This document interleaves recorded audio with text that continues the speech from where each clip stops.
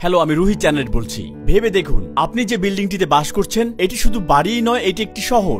এই বিল্ডিংটিতে সকল প্রয়োজনীয় জিনিসপত্র চাহিদায় একই ছাদের নিচে জড়ো করা হয়েছে। এখানে মানুষ শুধু লিফটে যাত্রা করে মুদির দোকানে, পোস্ট অফিসে, এমনকি নোটারি অফিসেও যেতে পারে। বাইরে ভীষণ ঝড় এবং বিশাল তুষারপাত থাকা সত্ত্বেও এই বিল্ডিং এ বসবাসকারী বাচ্চারা তাদের বিল্ডিং এর ভূগর্ভস্থ টানেল দিয়ে স্কুলে যায়। এটি আলাস্কার দক্ষিণে অবস্থিত হুইটিয়ার একটি উপকূলীয় শহর, যা উঁচু পাহাড় এবং সমুদ্রের মধ্যে অবস্থিত। এটি আনুমানিক 51 বর্গ কিলোমিটার বা 20 বর্গ কিলোমিটার এলাকা নিয়ে বিস্তৃত। এখানকার জনসংখ্যার জন্য শুধুমাত্র একটি আবাসিক এলাকা রয়েছে। হুইটিয়ারের বাসিন্দাদের জন্য তাদের বিল্ডিং এর করিডোরে হাঁটা মানে তাদের প্রতিবেশীদের রাস্তায় হাঁটা। মুদি দোকানে পাজামা পরে পুলিশ প্রধানকে অভ্যর্থনা জানানো বা লন্ড্রি রুমে মেয়রের কাছে ছুটে যাওয়া এই কমিউনিটির জন্য খুবই সাধারণ একটি ব্যাপার। এখন আমরা হুইটিয়ারে যাওয়ার জন্য আমাদের এই টানেলটি খুলে দেওয়ার জন্য অপেক্ষা করছি। এই টানেলটি হচ্ছে শুধুমাত্র একমুখী একটি পথ। আচ্ছা, আপনাকে ধন্যবাদ। আপনার দিনটি শুভ হোক।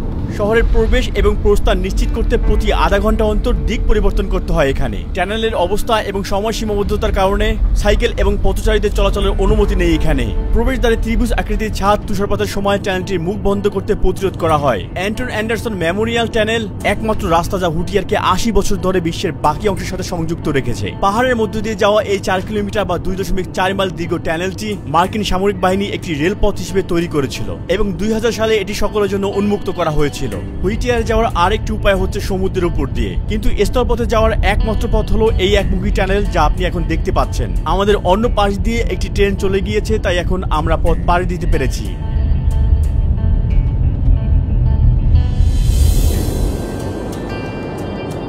প্রথমেই আমি যে জিনিসটি লক্ষ্য করছি তা হলো এই জায়গাটি বন্দরের সমস্ত কাজ নিয়ে ব্যস্ত। এখানে সকল ছোট বিল্ডিংগুলো মাছ ধরার সংরক্ষিত এলাকা হিসেবে ব্যবহৃত হয়। যেই বিল্ডিংটিতে সবাই বাস করে ঠিক এর পাশে এগুলো অবস্থিত। এটা দেখতে ঠিক সোভিয়েত ইউনিয়নের দেখা গঠনবাদী স্থাপত্যের মতোই। আমি বেগিস টাওয়ারের ঠিক সামনেই এখন, যেখানে পুরো শহর একই ছাদের নিচে থাকে। তো চলুন ভিতরে ঢোকা যাক। নিচতলার ঐতিহাসিক ছবিগুলো আমাদের অভ্যর্থনা জানাচ্ছে। স্নায়ুযুদ্ধের সময় মার্কিন সামরিক কর্মীদের সেবা করার জন্য এই ভবনটি 1956 সালে প্রথম নির্মিত হয়েছিল। এই 14 তলা বিল্ডিং এ মোট 196টি অ্যাপার্টমেন্ট রয়েছে। 1000 জন লোকের জন্য থাকার জায়গা সরবরাহ করার ক্ষমতা রয়েছে। এই বিল্ডিং এর ভিতরে রয়েছে একটি মুদির দোকান, একটি লন্ড্রি শপ, একটি স্টোরেজ এলাকা এবং বাচ্চাদের জন্য রয়েছে খেলার মাঠ, 2টি গির্জা, পৌরসভার অফিস, টানেল দ্বারা যুক্ত একটি স্কুল, একটি পোস্ট অফিস, এমনকি একটি নোটারি অফিসও অন্তর্ভুক্ত রয়েছে এখানে। শীতের সময় এখানকার মানুষ কয়েক সপ্তাহ ধরে বিল্ডিং এর ভিতরে অবস্থান করে। এটা যেন একটা ছোট বাজার যেখানে আপনি আপনার সবকিছু পাবেন। একটু সামনে এগিয়েই আমরা কোজি কর্নারে একটি স্টোর পেলাম। আমি দেখতে পাচ্ছি আপনি খুব ভালোভাবেই সকল কিছু মজুদ রেখেছেন। টিনজাত খাবার থেকে শুরু করে ব্যক্তিগত সকল পণ্য এই কোজি কর্নার স্টোরে পাওয়া যাবে। এই দোকানটিতে কোনো ফার্মেসি নেই, কিন্তু এই দোকানে ব্যথানাশক এবং সকল ধরনের সাপ্লিমেন্টারি ওষুধ খুব সহজেই পাওয়া যায় এখানে। দেখতে পাচ্ছেন এখানে টাইও রয়েছে, এমনকি ওষুধও রয়েছে। সবকিছু গুছানো এবং একসাথে সবকিছু পেয়ে যাবেন। নিচতলার আরেকটি অংশ লন্ড্রি রুম হিসেবে ব্যবহৃত হয়েছে। এখানে মানুষ টাকা দিয়ে জামা কাপড় ওয়াশ করতে পারে। কাপড় ওয়াশ চলাকালীন সময়ে তারা এই ভেন্ডিং মেশিন থেকে বিভিন্ন ধরনের খাবার এবং পানি সংগ্রহ করতে পারে। এছাড়াও তারা এই এটিএম ব্যবহার করে দ্রুত ব্যাংকিং লেনদেনও পরিচালনা করতে পারে।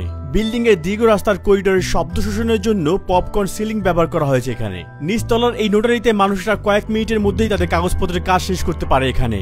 এই বিল্ডিং এর সকল ফ্লোরেই এরকম সিসিটিভি ক্যামেরা রয়েছে। যদিও এখানে কোনো অপরাধ নেই, কিন্তু সময় সময় ছোটখাটো অপরাধ ঘটতেই পারে। ছোট কোনো ডাকাতি অথবা প্রতিবেশীদের মধ্যে বাকবিতণ্ডা আমাকে দেখছে। আমরা জানতে পারি সম্প্রতি এই ভবনটিতে একটি পুলিশ স্টেশন রয়েছিল। তাই বলা যায় এখানে অপরাধ করলে একজন বাসিন্দাকে গ্রেপ্তার করে তার নিজস্ব ভবনের মধ্যেই কারাগারে বন্দী রাখার ব্যবস্থাও রয়েছে। আমরা সিঁড়ি বেয়ে বেসমেন্টে যাচ্ছি।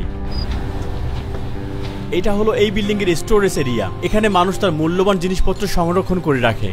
এটা দেখতে অনেকটা হরর মুভির মতো। এখানে 2টি ভিন্ন খ্রিস্টান সম্প্রদায়ের জন্য 2টি ভিন্ন গির্জা রয়েছে। বেসমেন্টের নিউ লাইট চার্চে প্রতি রবিবার সকাল 9টা থেকে সামোয়ান ভাষায় আপনি মধুর কণ্ঠে এখানে গান শুনতে পাবেন। অন্যদিকে হুটিয়ার খ্রিস্টান কমিউনিটি চার্চ 7 তলায় অবস্থিত এবং তাদের সকল পরিষেবা সকাল 11টায় শুরু হয়ে থাকে। বেগিস টাওয়ারটিকে বাইরে থেকে একটি এক কাঠামোর বিল্ডিং এর মতো দেখা যায়, কিন্তু এটি সম্পূর্ণ ভিন্ন 3টি পৃথক বিল্ডিং নিয়ে গঠিত। এদের মধ্যে 20 সেন্টিমিটার বা 7.8 ইঞ্চি ব্যবধানের গ্যাপ রয়েছে।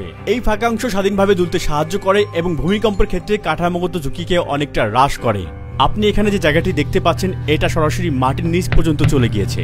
আগুন এবং ভূমিকম্প প্রতিরোধী এই বিল্ডিংটি 1964 সালে গ্রেট আলাস্কান ভূমিকম্পকে গুরুতর ক্ষতি ছাড়াই প্রতিরোধ করতে পেরেছিল, যা 9.2 মাত্রার এবং বিশ্বের দ্বিতীয় শক্তিশালী ভূমিকম্প হিসেবে পরিচিত। সেই সময় শুধুমাত্র সুনামির কারণে ভবনের বাইরে থাকা 13 জন মানুষ প্রাণ হারিয়েছিলেন। আপনি যেমনটা দেখছেন এখানে 15টি ফ্লোর রয়েছে, তবে দক্ষিণের বিল্ডিংটিতে 14টি ফ্লোর রয়েছে। তারা বিশ্বাস করে 13 নং ফ্লোর খারাপ ভাগ্য নিয়ে আসে। বিল্ডিং এর উপরের 2 তলা পর্যটকদের জন্য বিছানা এবং সকালের নাস্তা পরিবেশনের জন্য ব্যবহার করা হয়, যারা এখানে ছুটি কাটানোর জন্য জাহাজে করে এসে থাকেন। এছাড়াও একটি হোটেল রয়েছে এখানে। 15 তলার এই রুমটিতে সকল মালিকেরা একত্রিত হন এবং যে কোনো ধরনের সিদ্ধান্ত নেন। অন্যভাবে বললে পুরো শহরটির সিদ্ধান্ত এখান থেকে নেওয়া হয়। 3 থেকে 18 বছর বয়সী 35 জন শিশু এই ভবনটির এই স্কুলে পড়াশোনা করে। শুধু পড়াশোনাই নয়, সকল ধরনের ফিজিক্যাল ফ্যাসিলিটি এই স্কুল দ্বারা তারা প্রদান করে থাকে। হুইটিয়ার কমিউনিটি স্কুল শহরের একমাত্র শিক্ষা প্রতিষ্ঠান। এটি একটি টানেল দ্বারা বেগিস টাওয়ার সাথে সংযুক্ত, তাই শিক্ষার্থীরা চাইলে তারা শুধু পায়জামা এবং চপ্পল পরেই এই টানেলের ভিতর দিয়ে দ্রুত স্কুলে যেতে পারে। এই শিশু শিক্ষার্থীদের জন্য তাদের স্কুল এবং বাড়ির ধারণা প্রায় একই রকম। এই রুমটিতে শিক্ষকরা তাদের শিক্ষার্থীদের জন্য সকালের নাস্তা বানিয়ে থাকে এবং একই পরিবারের মতো সকলে নাস্তা খেয়ে থাকে। শ্রেণীকক্ষগুলো বিভিন্ন স্তর এবং গ্রেডে ভাগ করা হয়েছে। যদি কোনো শিক্ষার্থীর হোমওয়ার্ক করতে সমস্যা হয় অথবা সে যে কোনো ধরনের সমস্যার সম্মুখীন হয়, তাহলে সে চাইলে সব সময় তার প্রতিবেশী শিক্ষকের দরজায় নক করতে পারে। You've seen the mountains and stuff. I've lived everywhere, and you can't get the views like that here. We're isolated from the big city and the big everything that's going on in the city. You feel like everybody's your neighbor. এখানে আসলে কতজন মানুষ বাস করে? I think the whole population of Whittier is like 300. এই building এ থাকা মানুষের গড় বয়স কত হতে পারে? Range between maybe like 30 to 50 years old, I would assume. আপনি যখনই হুইটিয়ার চারপাশে ঘুরে বেড়াবেন, এখানের মানুষের চেহারা বৈচিত্র্য এবং বহু সংস্কৃতির প্রভাব দেখে আপনি অবাক হবেন, যেটা আপনাকে মহাজাগতিক শহরের একটি অনুভূতি দেবে। এর কারণ এখানে অনেক প্রশান্ত মহাসাগরীয় দ্বীপবাসী মাছ ধরা শিল্পে কাজ করার আশা নিয়ে এখানে আসে। We have a very large Samoan population here, Filipinos, some native, some white. The school is very diverse. I think that if they sing happy birthday, they'll sing happy birthday in maybe 2 or 3 languages. আপনি কি বলবেন কেন এখানকার মানুষ একই ছাদের নিচে একসাথে বসবাস করে? Well, so you can't hear, there really isn't a lot of usable land. The rest of it is either owned by the federal government or it's owned by the railroad. Like literally this is really the only place to live. এই ভবনটিতে একটি মেয়রের কার্যালয়, police বিভাগ এবং একটি কারাগারও আছে, তাই না? All in here. Yeah. কখনো কি দেখেছেন জেলে কাউকে পাঠানো হয়েছে? Yes. I remember when a cop handcuffed a man to the stop sign outside there and left him there for a while. আমার মনে হয় এখানে একটি ক্লিনিকও আমি দেখেছি, তাই না? It was on the 3rd floor, and that was actually so convenient. এখানে থাকা রুমগুলোর গড় ভাড়া কিরকম হতে পারে? 1 room, 700, and 2 rooms like 1,000. 3 rooms is 1,200. It's all including the utilities. হুইটিয়ার একটি সাধারণ রুমে আপনাকে স্বাগতম। এখানে একটি রান্নাঘর রয়েছে। এই ইউনিটটিতে 2টি ঘর রয়েছে। আমরা দেখতে পাচ্ছি তারা এখানে সিডি, ডিভিডি, এমনকি তারা এখানে পুরাতন ক্যাসেটও ব্যবহার করছে। তারা এখানে গড়ে বর্তমান ইউএস প্রযুক্তির প্রায় 20 বছরের পুরনো প্রযুক্তি ব্যবহার করছে। আমরা এখানে একটি অনেক পুরনো টেলিভিশন দেখতে পাচ্ছি। এছাড়াও তারা এখানে সকল পুরনো আসবাবপত্র রেখে দেয়। এই অ্যাপার্টমেন্টটি একজন ক্রেতার কাছে $1,75,500 বিক্রি হবে। আপনার কাছে এখানে থাকার খারাপ দিকগুলো কি কি? It has this depressing side.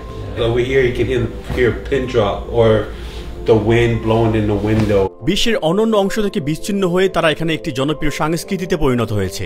এখানের মানুষ হুইটিয়ার প্রিজনার লেখা পোশাক পরে ঘুরতে দেখা যায়। এখানকার বাসিন্দারা টানেল অপারেটিং এর একটি নির্দিষ্ট সময় কঠোরভাবে মেনে চলে। যদি তারা কোনো কারণে বাইরে সময় কাটাতে চায়, তাহলে তাদেরকে অবশ্যই টানেল বন্ধ করার সময় রাত 11:15 আগে অবশ্যই ফিরতে হবে। অন্যথায় পরের দিন সকাল 5:30 পর্যন্ত তাদেরকে গাড়ির ভিতরেই ঘুমাতে হবে। Came all the way here and missed the tunnel. Ended up camping on the other side and hoping you got enough fuel for your heater. If anybody commit any crimes over here, so you cannot escape. Yeah. They call the tunnel and they close that door. So this side the ocean, this side mountain. হুইটিয়ারে আপনি অনেক কেনাকাটা করতে পারবেন, অনেক পরিষেবা গ্রহণ করতে পারবেন, কিন্তু ট্রানজিট খরচের কারণে এখানের পণ্যগুলো বেশ দামি। এই কারণে বিশেষ চাহিদা পূরণে বাসিন্দাদের বাইরে যেতে হয়। To go to Anchorage and get a haircut is it takes too much time out of my day.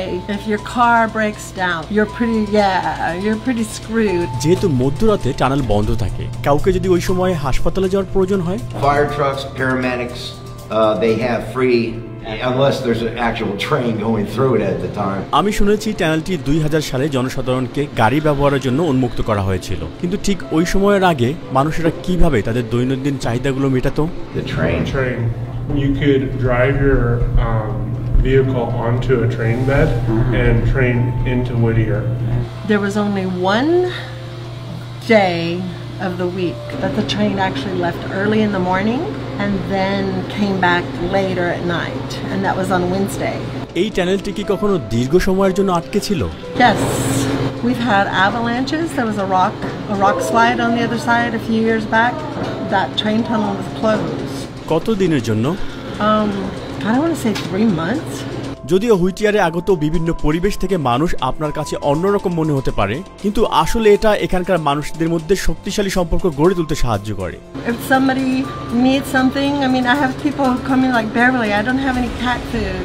I mean, he can come in and don't have to sweat about your car being unlocked. Plus, it's community. Everybody look out for your stuff. হুইটিয়ারের বাসিন্দারা বিশেষ করে গ্রীষ্মকালে এখানে আসা American কালো ভাল্লুকের ব্যাপারে সতর্ক থাকে। One time there was a very big bear.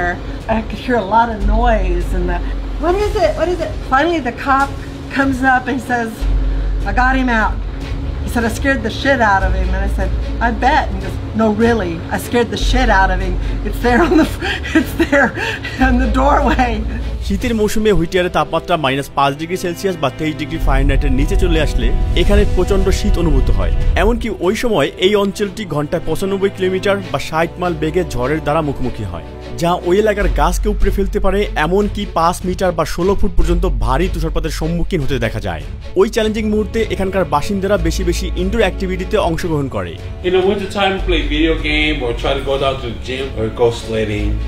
হুইটিয়ারের অর্থনীতি মূলত পর্যটন, মাছ ধরা, শিপিং, কার্গো পরিবহন এবং বন্দর পরিষেবার উপর নির্ভর করে টিকে থাকে। আলাস্কা রেলরোড কর্পোরেশনও কিছু কর্মসংস্থানের সুযোগ দিয়ে থাকে। এই শহরের মোট জনসংখ্যার 7.1% দারিদ্র্য সীমার নিচে বসবাস করে এবং এখানকার বেকারত্বের হার প্রায় 9.2%। প্রতি বছর প্রায় 8 লক্ষ পর্যটক ক্রুজ জাহাজের মাধ্যমে এই আকর্ষণীয় শহরটি পরিদর্শনে আসে। প্রথম বিশ্বযুদ্ধের সময় এই হুইটিয়ার মার্কিন সেনাবাহিনীর একটি গুরুত্বপূর্ণ জায়গা হিসেবে কাজ করেছিল। হিমাঙ্কিত গভীর জলবন্দর, মেঘলা এবং পাহাড় এই সামরিক ঘাঁটিকে গোপন রাখতে সাহায্য করেছিল। 1953 সালে ইউএস আর্মি বেগিস টাওয়ারের সাথে বাকনার বিল্ডিং তৈরি করে একই ছাদের নিচে শহর ধারণাটি প্রস্তাবিত করে। বাকনার বিল্ডিংটি একটি দুর্গের মতো। এতে রয়েছে একটি হাসপাতাল, ডেন্টাল অফিস, 2টি শুটিং রেঞ্জ, একটি জেল, পোস্ট অফিস, ব্যাংক, নাপিতের দোকান, থিয়েটার, শখের ঘর এবং একটি বোলিং অ্যালি রয়েছে। 1960-এর দশকে সেনা প্রত্যাহারের পর বেগিস টাওয়ারগুলো ব্যবহার করা অব্যাহত থাকলেও বাকনা বিল্ডিংটি পরিত্যক্ত অবস্থায় পড়েছিল। এই বিল্ডিংটি এখন একটি পরিত্যক্ত কাঠামো, যার মেঝেতে বিয়ারের ক্যান, দেয়ালে আঁকা পুরনো ছবি। হয়তো ভিতরে গেলে দেখা যাবে এখানে ভাল্লুকেরা শীত থেকে বাঁচতে এর ভিতরে বসবাস করছে। যদিও বেগিস টাওয়ারের একটি উজ্জ্বল অতীত রয়েছে, বহু বছর ধরে এটি প্রাকৃতিক ধ্বংসাত্মক শক্তি থেকে নিজেকে প্রতিরোধ করেছে, কিন্তু 70 বছরের পুরনো কাঠামো হিসেবে এটি তার জীবনকাল অতিক্রম করতে চলেছে। এটি শুধুমাত্র তার বর্তমান বাসিন্দাদের জন্যই নয়, ভবিষ্যৎ প্রজন্মের জন্য এটি একটি মহান তাৎপর্যের ভূমিকা বয়ে আনতে চলছে। হুইটিয়ারের সমস্ত বাসযোগ্য জমির মালিক আলাস্কার রেলরোড কোম্পানি। এখানকার মানুষের জন্য নতুন কোনো বিল্ডিং নির্মাণের আর কোনো জায়গা নেই। I hope that it stays like this for forever. I don't know if it will. ভিডিওটি দেখার জন্য ধন্যবাদ। দেখা হবে আবার নতুন কোনো ভিডিওতে। আমাদের চ্যানেলটি সাবস্ক্রাইব করতে ভুলবেন না। সাথে ছিলাম আমি রুহি চ্যানেল।